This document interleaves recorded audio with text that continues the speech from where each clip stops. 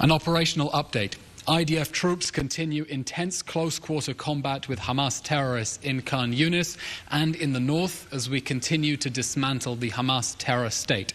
Over the past day, the IDF has struck around 450 targets in the Gaza Strip from the air, sea and land, with the Israeli Navy using precise ammunition to strike Hamas naval forces.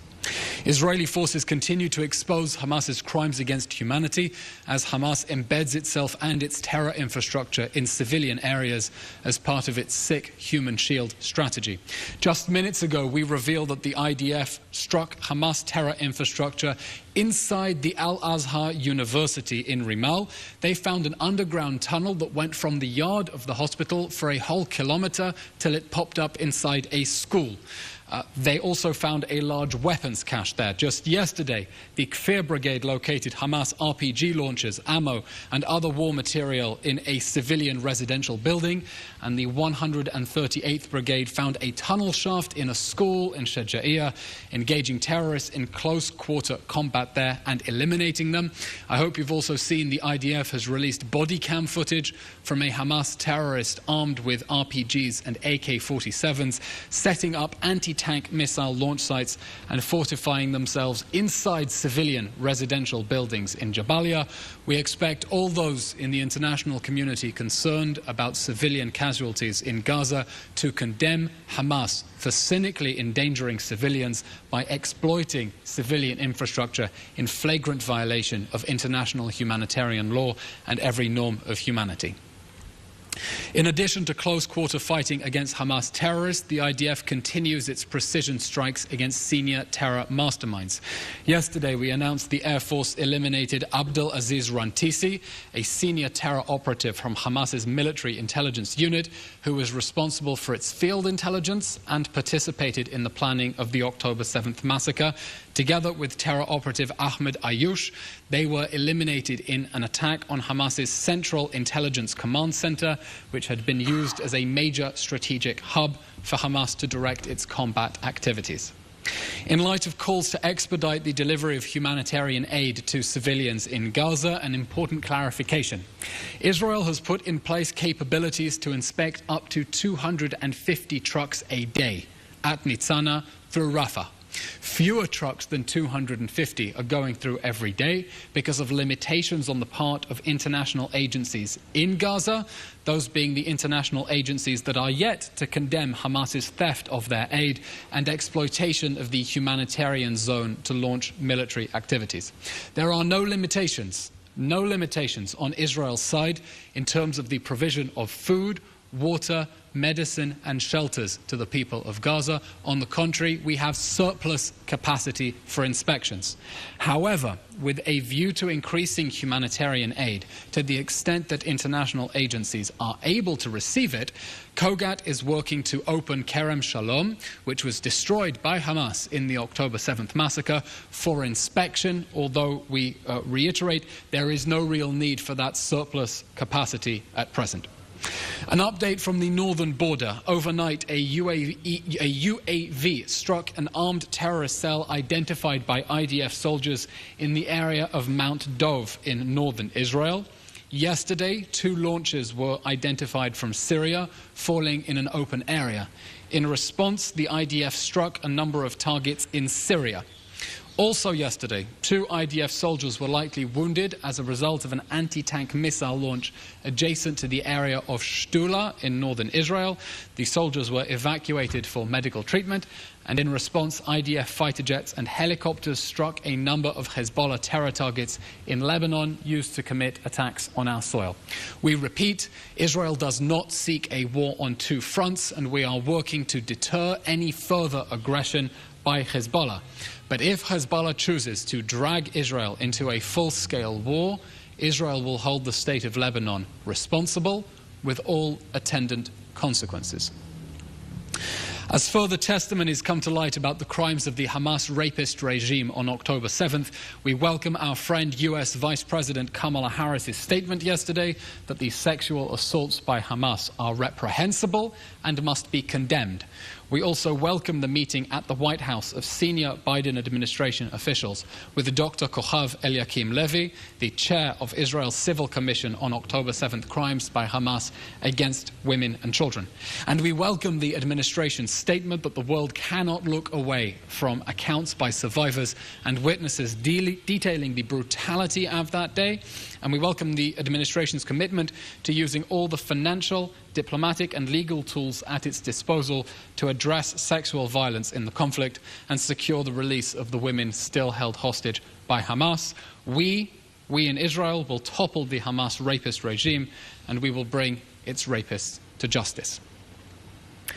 Finally, tomorrow marks the International Day of Commemoration and Dignity of the victims of the crime of genocide and the prevention of this crime, an opportunity to remember why we are fighting this war. On October 7th, Hamas committed an act of genocide against the people of Israel. Its death squads invaded Israeli communities with a mission to burn, behead, torture, mutilate and rape as many Israelis as they could, as brutally as they could. In its decimation of the kibbutzim, which it continues to target with missile fire to prevent their inhabitants from returning, was an act of ethnic cleansing. October 7th was a campaign of systematic extermination conducted by an army of terror with the stated objective of annihilating the people of Israel and the state of Israel. And over 100 legal experts attested soon after the massacre that these atrocities, carried out with an intent to destroy, in whole or in part, a national group, the people of Israel, most probably constitutes the international crime of genocide as prescribed by the Genocide Convention and the Rome Statute.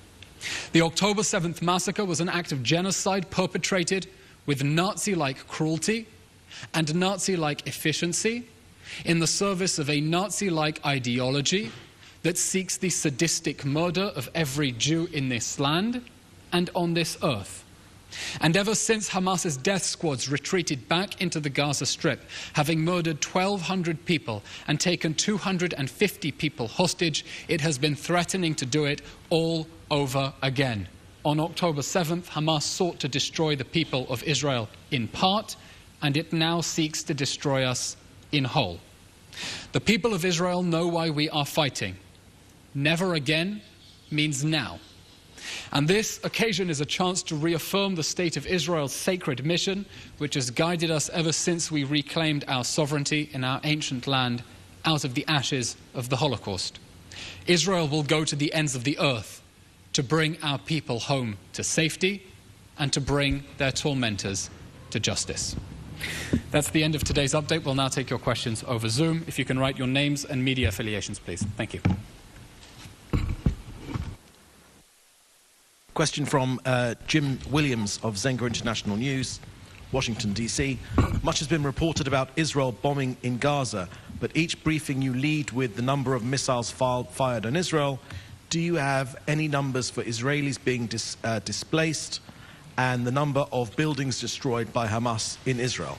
Jim, the latest figures I've seen were at the peak close to 250,000 internally displaced persons in Israel, both people under mandatory evacuation orders adjacent to the borders with Gaza and Lebanon, and people slightly further out who have vacated voluntarily. But drop us a message and I'll try to get you the most accurate and up-to-date statistics, which I don't have in front of me right now. Question from Paul Adams at the BBC.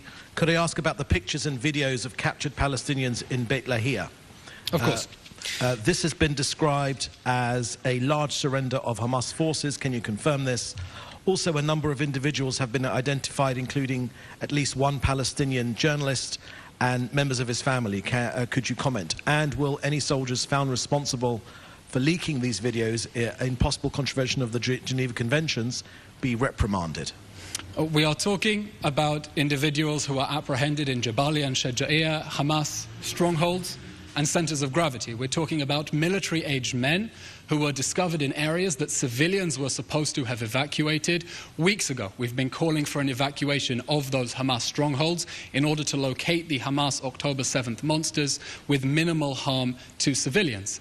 Now, those individuals will be questioned, and we will work out who indeed was a Hamas terrorist and who is not.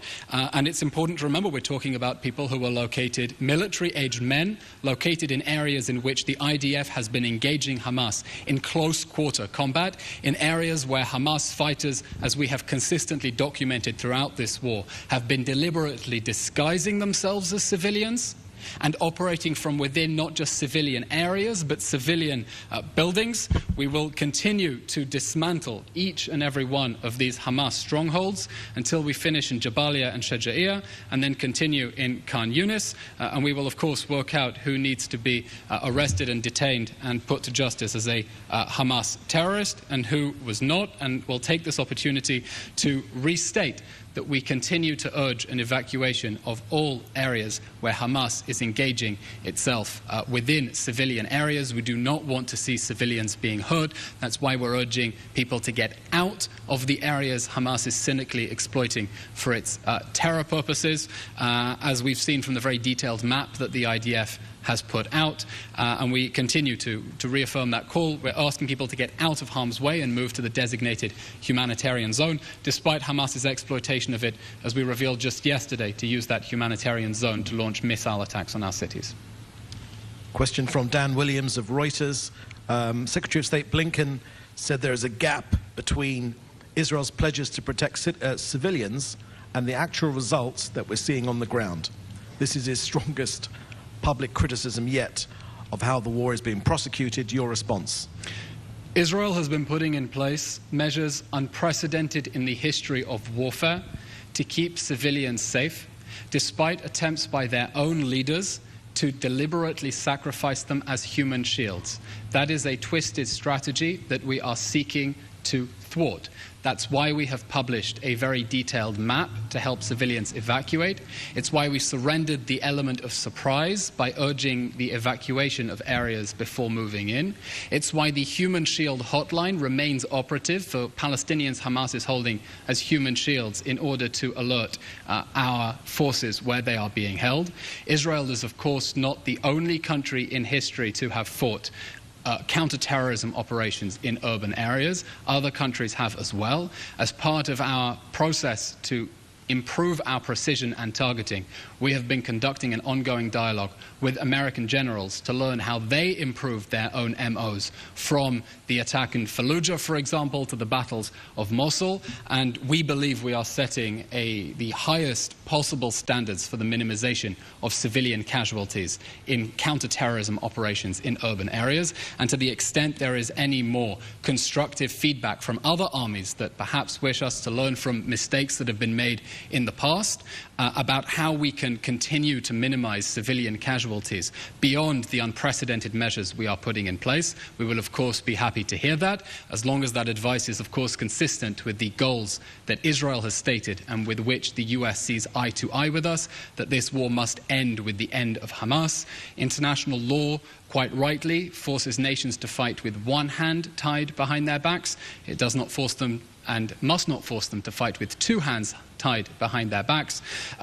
International law does not and cannot give immunity to terrorists simply because they are fighting inside densely populated urban areas, and we're going to continue intensifying efforts to get civilians out of harm's way, despite Hamas's attempts to maximize casualties on their own side. Question from Dr. A.B. Korb. The armed wing of Hamas early this morning stated via their various social platforms that as a result of clashes with Israeli troops, a 25-year-old hostage was killed. Can you comment on this? Is this yet another example of the Hamas propaganda machine? We're not going to comment on psychological warfare that Hamas continues to wage against the people of Israel ever since that dark day when they brutally abducted 250 people. We hold Hamas fully responsible for the safety and well-being of those hostages. We demand that Hamas release all of the remaining 137 hostages immediately and unconditionally, and until that happens, they must be given access to the Red Cross so that the Red Cross can give medical treatment to the people who were abducted without medication, with life-threatening injuries, and as we're hearing from the survivors of the Hamas terror dungeons, have been held in inhumane conditions with minimal food, minimal water, and absolutely no safety for their health or no concern for their safety or well-being. A question from Adela Suleiman from the Washington Post.